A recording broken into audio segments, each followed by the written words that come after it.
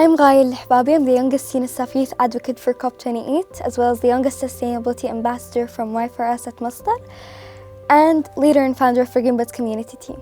I was called Green Ghaya by Sheikh Abdulaziz bin Ali al-Naimi, and getting called by him has a long story. And to summarize that up, when I met him at a volunteering initiative, among all children there, I was the only one to feed a cat. So he came up to me and he told me that you're going to be the next environmental leader, and here I call you Green Ghaya. At a young age, I had a really deep connection with the environment around me.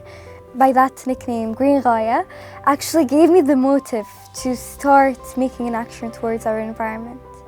It's something that I realize is that what we give for our planet, we're always going to get it back. And it's our choice whether if we want to live in a good and a sustainable way, or even neglect it and live it in a really bad way. I was actually only 6 years old when I wanted to be an environmental activist. By then I didn't know sustainability by its deep and dedicated meaning, but I wanted to have something with the environment around me. Talking about my personal experience at COP28, I was really honored. Leaders from all around the world come together to save our planet, to aware people of what's going on. This COP isn't about talking and talking, it's about making an action, delivering to people that are really in need and that are facing the climate crisis right now. In the start and the beginning of every year, I have a list of goals that I want to do. By the end of each year, me and my family come together and then we sit together and each one have a paper and we write our goals. After we write the goals, we actually take the goals, like for me personally, I take the goals that I want to focus on and then separate them into parts. What can I do to achieve that goal?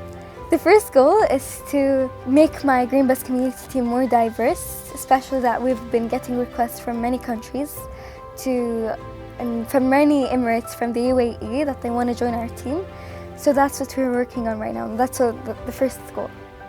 Many people think that living in a sustainable way is actually really hard or really complicated, but once they adapt to living in a sustainable way, they realize that it's much more better. People could actually start adapting to sustainable lifestyle by, for example, using solar panels in their house. Starting from their house, they could implement solar panels. They could even convert using normal energy to renewable energy, and even small steps, like for example using bamboo instead of using plastic. Like for example, there is many plastic products that people that are been using in their daily lives, but instead they could use bamboo. It's more sustainable, and to actually, once you throw it out, it can regrow again. The bamboo tree can regrow again. So that's something really important. Me and my fellow climate activists are always talking about climate change and its impact on our Mother Earth and our land, but no one actually really talks specifically about the impacts of climate change into our mental health and to quality of life.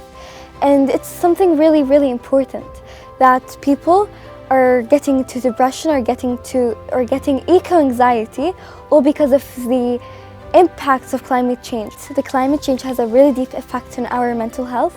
It can also affect losing one of our most crucial seasons in the UAE or even Gulf countries in general, which is the Ghaya season, and it's known for the dates harvesting. And imagine we keep on getting the air depression more frequently in our atmosphere. Unfortunately, the Ghaya season will be gone. We won't get any harvesting dates, and I don't think anyone would want to lose their culture. And now in the European countries, they're facing a lot of heat waves, which is affecting their farming. When I get asked this question, I always say that you can start by small steps into achieving really big goals. But now what I'm gonna say is think twice before you act, because whatever you do has a really big impact on our planet. It's your choice. You could start from today.